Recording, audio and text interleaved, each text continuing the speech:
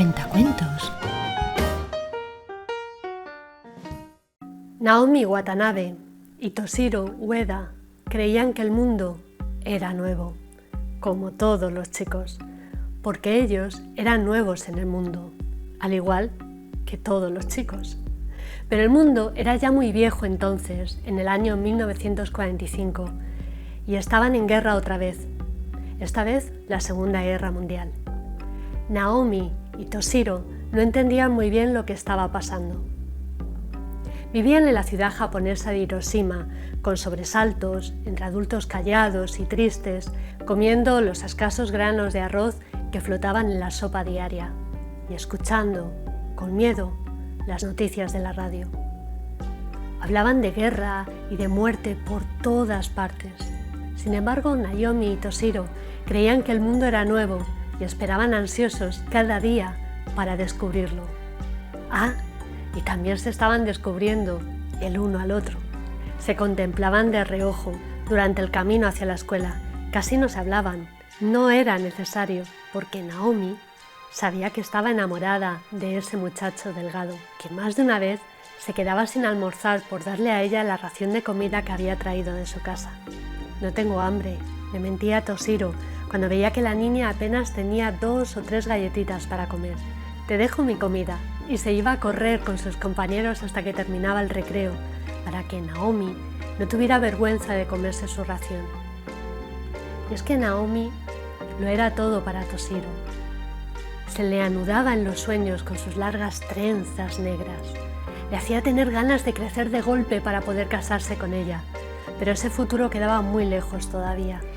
Y después de la primavera llegó el verano y con él las vacaciones escolares.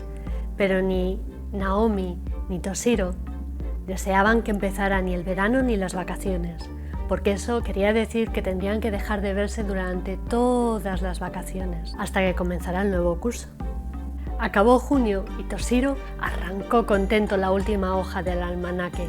Se terminó julio y Naomi arrancó contenta la hoja última del almanaque. Y aunque no lo supieran, por fin llegó agosto. Pensaron los dos al mismo tiempo. En agosto Toshiro viajó junto con sus padres al pueblo de sus abuelos y Naomi se quedó en su casa, ayudando a su madre y a sus tías a coser ropa. Eso le gustaba. Cuando cosía imaginaba que con cada 222 puntadas podía sujetar un deseo para que se cumpliese. La aguja de Naomi iba y venía sin parar. Así cosió en el pantalón de su hermano pequeño el ruego de que terminara pronto esa espantosa guerra, y en los puños de la camisa de su papá el deseo de que Toshiro no la olvidara nunca. Y los deseos se cumplieron, pero el mundo tenía sus propios planes. 8 de la mañana del 6 de agosto de 1945 en Hiroshima. Naomi se ajusta a su kimono y recuerda a su amigo Toshiro. ¿Qué estaría haciendo ahora? Toshiro está pescando en el pueblo de sus abuelos mientras se pregunta ¿qué estará haciendo Naomi? En el mismo momento, un avión enemigo sobrevuela el cielo de Hiroshima. Desde ese avión, la bomba atómica surca por primera vez un cielo, el cielo de Hiroshima. Un resplandor ilumina la ciudad. En ella, una mamá amamanta a su hijo, por última vez. 2 viejos trenzan bambúes, por última vez. Una docena de chicos canta una canción, por última vez. Cientos de mujeres repiten sus gestos habituales, por última vez. Miles de hombres piensan en mañana, por última vez. Y Naomi sale para hacer unos recados. Silenciosa, la bomba explota. Hierven de repente las aguas del río y 500.000 de japoneses, 500.000 de seres humanos se desintegran esa mañana y con ellos desaparecen edificios, árboles, calles, animales, puentes y el pasado de Hiroshima. Ya ninguno de los supervivientes podrá volver a reflejarse en el mismo espejo, ni abrir nuevamente la puerta de su casa, ni retomar ningún camino querido. Nadie será ya quien era. Hiroshima arrasada por un hongo atómico. Hiroshima es el sol ese 6 de agosto de 1945, un sol estallando. 4 meses más tarde, en diciembre, Toshiro logra averiguar dónde estaba Naomi y supo que aún estaba viva. Ella y su familia estaban internados en un hospital cerca de Hiroshima y hacia ese hospital marchó Toshiro una mañana. El invierno acababa de empezar y Toshiro no sabía si era el frío exterior o su pensamiento lo que le hacía tiritar.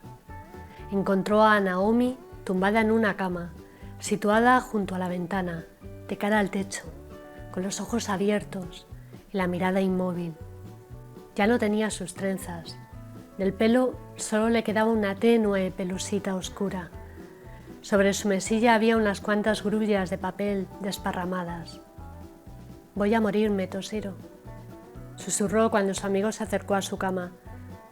«Nunca llegaré a plegar las 1000 grullas que me hacen falta para sobrevivir». Dice una leyenda japonesa que si alguien consigue plegar 1000 grullas de papel, logrará tener una vida larga y feliz. Con el corazón encogido, Toshiro contó las grullas de papel que se hallaban dispersas sobre la mesilla. Solo 20. Después las juntó cuidadosamente y las guardó en un bolsillo. «Te vas a curar, Naomi», le dijo entonces, pero su amiga no le oía ya, se había quedado dormida. El chico salió del hospital bebiéndose las lágrimas. Ni la madre, ni el padre, ni los tíos de Toshiro entendieron aquella noche el porqué de la misteriosa desaparición de casi todos los papeles que había en la casa. Hojas de periódicos, pedazos de papel para envolver, viejos cuadernos y hasta algunos libros parecían haberse esfumado mágicamente. Pero ya era tarde para preguntar. Todos los mayores se durmieron sorprendidos. En su habitación, Toshiro esperó hasta que estuvo seguro de que nadie más que él estaba despierto. Entonces se levantó sin hacer ruido y abrió el armario donde se solían guardar las mantas.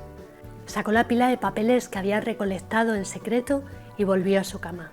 Tenía unas tijeras escondidas entre su ropa y así, en silencio y a oscuras, Toshiro recortó primero 980 cuadraditos y luego las dobló en forma de grullas, uno por uno, hasta completar las 1000 grullas que necesitaba Naomi, tras sumarles las que ella misma había hecho. Cuando amaneció, Toshiro se encontraba pasando hilos a través de las siluetas de papel. Separó en grupos de 10 las frágiles grullas y las colocó para que imitaran el vuelo, suspendidas como estaban de un leve hilo de coser, una encima de la otra. Con los dedos heridos y el corazón temblando, Toshiro colocó las 100 tiras dentro de su mochila y partió rumbo al hospital, antes de que su familia se despertara. Por primera vez tomó, sin pedir permiso, la bicicleta de sus primos. No había tiempo que perder, imposible recorrer a pie como el día anterior los kilómetros que los separaban del hospital. La vida de Naomi dependía de esas grullas. «Prohibidas las visitas a esta hora», le dijo una enfermera, impidiéndole el acceso a la enorme sala en uno de cuyos extremos estaba la cama de su querida amiga.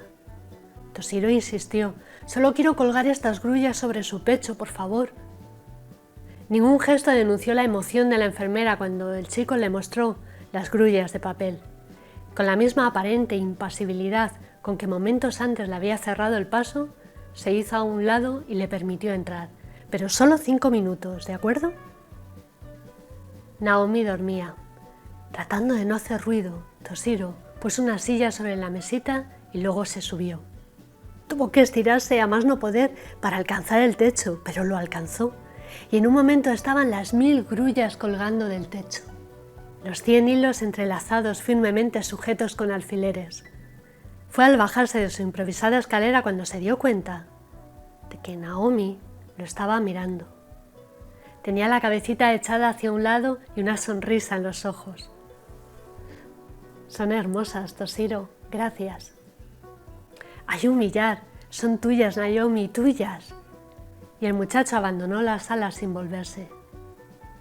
En la luminosidad del mediodía que ahora ocupaba todo el recinto, 1000 grullas empezaron a balancearse impulsadas por el viento que la enfermera dejó entrar al abrir por unos instantes la ventana. Los ojos de Naomi seguían sonriendo. La niña murió al día siguiente. Un ángel a la intemperie frente a la impiedad de los adultos. ¿Cómo podían 1000 frágiles grullas de papel vencer el horror de la guerra?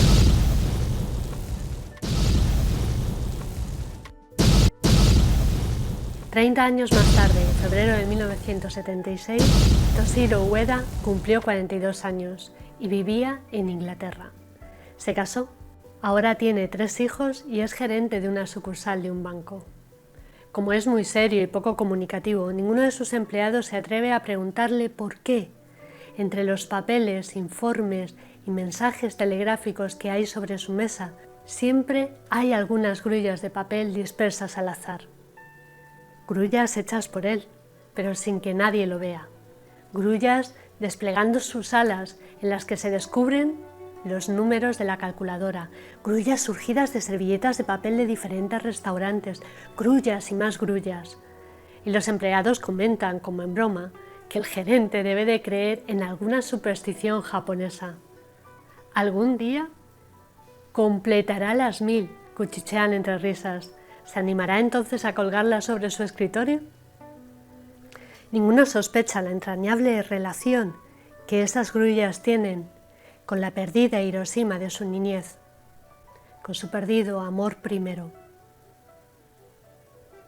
1000 grullas de Elsa Bornemann en No somos irrompibles, editorial Anaya y Alfaguara. Si te ha gustado este vídeo, haz clic en me gusta, dedo arriba, suscríbete, compártelo y déjame un comentario. Nos vemos en otros vídeos de mi canal. Todos los jueves hay nuevos cuentos, no te los pierdas.